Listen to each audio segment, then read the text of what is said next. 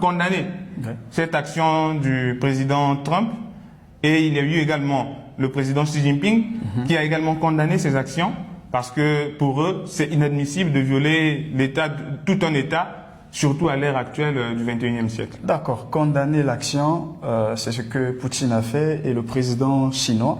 Monsieur Cephas, en vue de tout ce qui se passe dans le monde, sommes-nous en train de fouler au pied le droit international pour revenir à la loi du plus fort? Là, c'est une bonne question, une très bonne question d'ailleurs.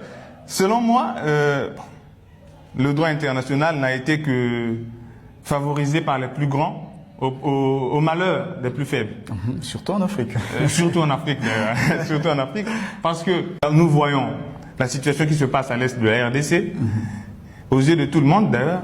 Nous voyons la situation partout dans le monde. Parce que depuis toujours, depuis même la création de l'ONU en 1945 jusqu'à nos jours, nous comptons plus d'une dizaine de guerres. Et il ne se passe 2 ans sans avoir une guerre dans le monde. Et dans ces conditions, sommes-nous en état de droit ou sommes-nous à l'état où nous fûmes autrefois, à l'état où des conquêtes, où un roi plus fort devait dominer sur un territoire plus faible que lui.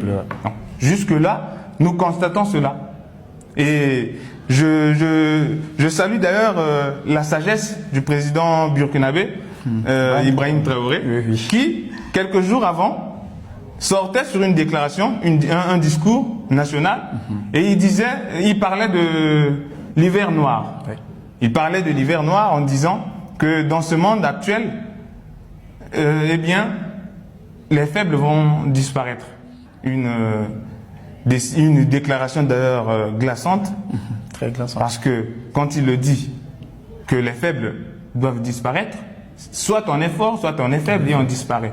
Et cela est resté certainement comme un discours, mais après quelques jours, nous voyons ce qui s'est passé au Venezuela. Quand on est faible, un plus fort que soi vous domine, vous dicte ce qu'il faut faire. Ok, quand on est faible, un plus fort que soi vous dicte ce qu'il faut faire.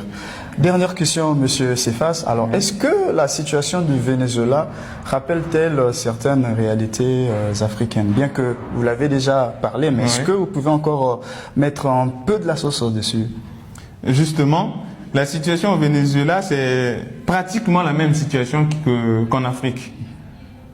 Et en ce sens que, je ne vous l'ai pas dit d'ailleurs, juste après que le président vénézuélien a été kidnappé par les forces américaines, le président américain Donald Trump a posté une image de ce président avec les yeux bandés, comme nous pouvons voir en image, les mains menottées, et il était traîné par des simples soldats. En dehors de cela, il fait une déclaration sur les réseaux pour dire que si les présidents de la Colombie et de la République de Cuba ne font pas attention, ils seront les prochains sur la liste.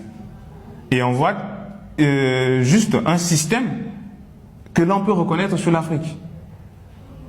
Donc c'est de l'impérialisme, c'est de la colonisation en quelque sorte, quoique elle a été abolie, mais on est toujours dans ce système que les révolutionnaires africains, les révolutionnaires américains ont toujours tenté d'éradiquer. Mais malheureusement, leurs tentatives ont toujours échoué, soit par assassinat, soit par des situations douloureuses, des guerres civiles, quelquefois. Donc, on peut dire tout simplement que ce qui se passe au Venezuela, c'est totalement la même chose qui se passe en Afrique.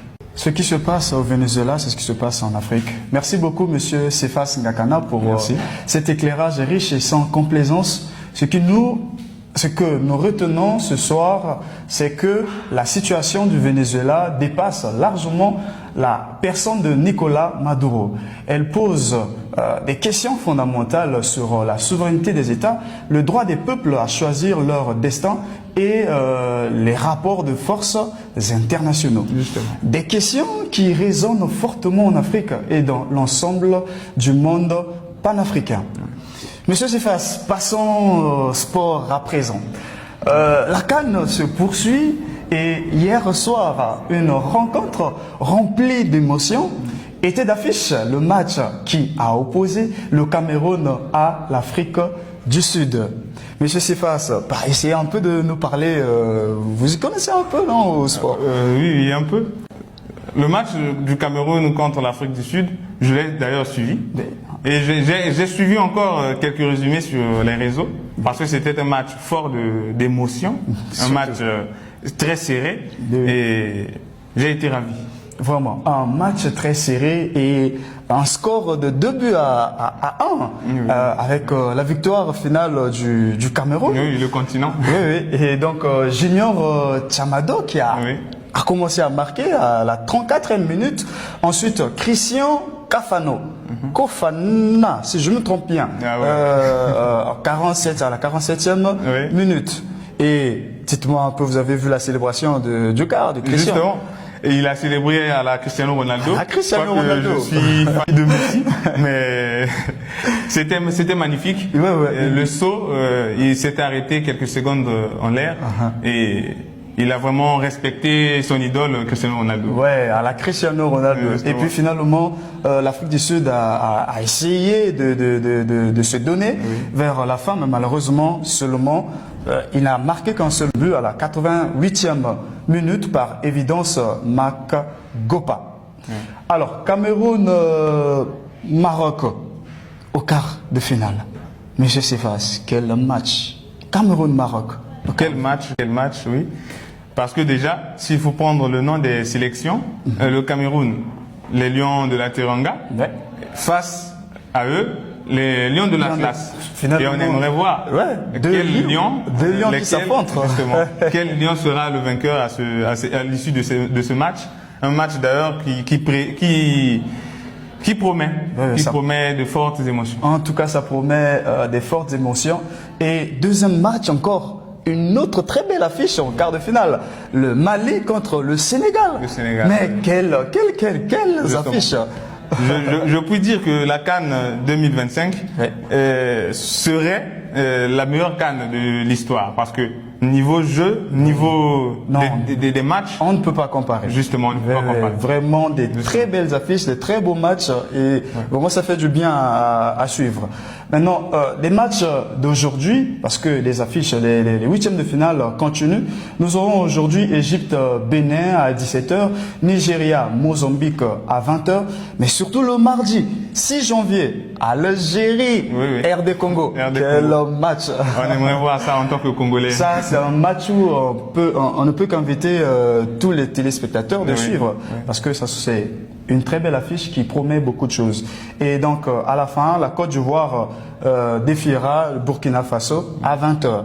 Donc, ce sont donc là les 4 matchs qui nous restent pour finalement avoir tout en place pour le quart de finale. Merci à vous, chers téléspectateurs. Merci d'avoir disposé ce temps. Et nous voici donc à la fin de notre émission. Merci à Monsieur Cephas Ngakana. Merci. Et donc, je vous dis à la prochaine. À la prochaine.